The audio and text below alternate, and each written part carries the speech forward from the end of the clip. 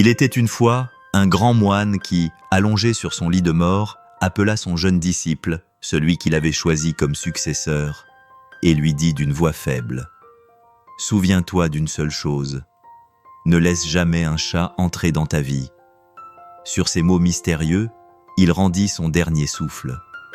Une foule s'était réunie pour écouter ses paroles finales, et tous furent stupéfaits par cette recommandation pour le moins étrange.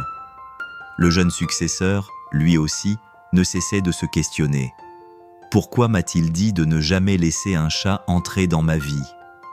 Après la crémation du maître, célébrée avec tous les rites et les honneurs, le jeune moine demeura tourmenté. Il n'arrivait pas à percer le sens caché de ce message. Dans le monastère vivait également un vieux moine, compagnon de longue date du maître défunt. Très sage, il n'avait pas été désigné successeur en raison de son âge avancé et de sa santé fragile. Voyant le jeune moine plongé dans ses pensées depuis plusieurs jours, il vint le voir et lui demanda : « Pourquoi as-tu l'air si préoccupé ?» Le jeune moine lui expliqua : « Avant de mourir, le maître m'a dit de ne jamais laisser un chat dans ma vie, mais je n'en comprends pas le sens. » Le vieil homme esquissa un léger sourire et répondit : « Mon ami, il y a derrière ces mots une longue histoire. Laisse-moi te la raconter. » Il commença ainsi. Il y a fort longtemps, lorsque ton maître était encore jeune, il quitta sa maison, sa femme et ses enfants pour se consacrer à la recherche de la vérité.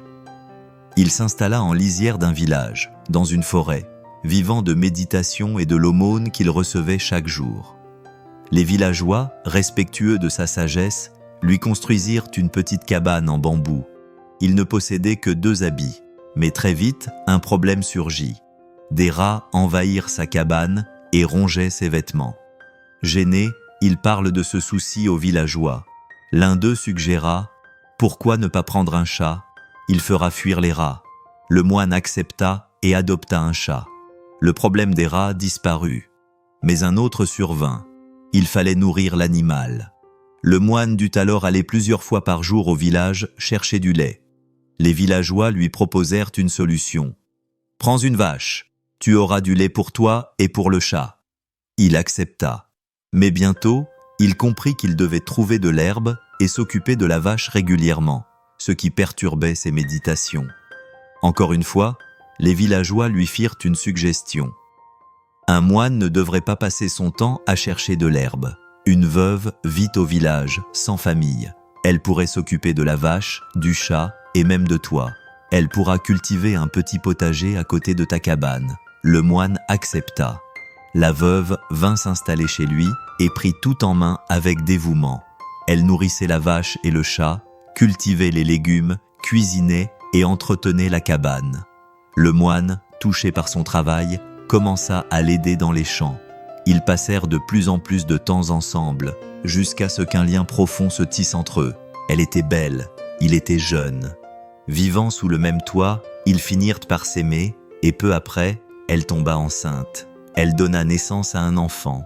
L'homme qui avait quitté le monde pour méditer passait désormais ses journées à travailler au champ pour nourrir sa famille. Un soir, épuisé, il réfléchit. « Qu'ai-je fait ? J'ai renoncé à tout pour chercher la vérité, et me voilà revenu à la vie que j'avais quittée. » C'est alors qu'il comprit, tout avait commencé avec le chat. Le vieux moine leva les yeux vers le jeune disciple et conclut : « Quand ton maître t'a dit de ne pas laisser entrer un chat dans ta vie, il ne parlait pas réellement d'un animal. Il voulait dire : n'accorde jamais à ton esprit même la plus petite tentation ou distraction, car elle peut doucement prendre racine et transformer ta vie entière sans que tu t'en aperçoives. Regarde bien. Combien de fois laissons-nous consciemment notre esprit faire quelque chose que nous savons être mauvais pour nous, en nous disant juste cette fois ? Mais c'est là que tout commence. Une petite concession entraîne une autre, et peu à peu, nous tombons dans le piège. C'est ainsi que naissent les mauvaises habitudes et les dépendances. Un simple instant de faiblesse devient une chaîne difficile à briser. L'exemple de la pornographie est parlant. Beaucoup commencent en se disant que ce n'est rien et finissent prisonniers. Même chose avec la malbouffe, une exception finit par affecter notre santé et notre énergie. L'esprit est une force immense. Maîtrisé, il peut nous conduire très loin.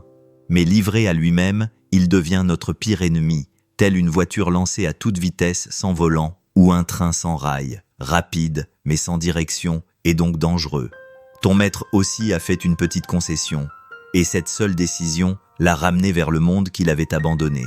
Alors retiens ceci, n'accueille jamais le chat de la complaisance mentale, car une fois qu'il entre, il s'installe discrètement et prend le contrôle de ta vie avant même que tu ne t'en rendes compte.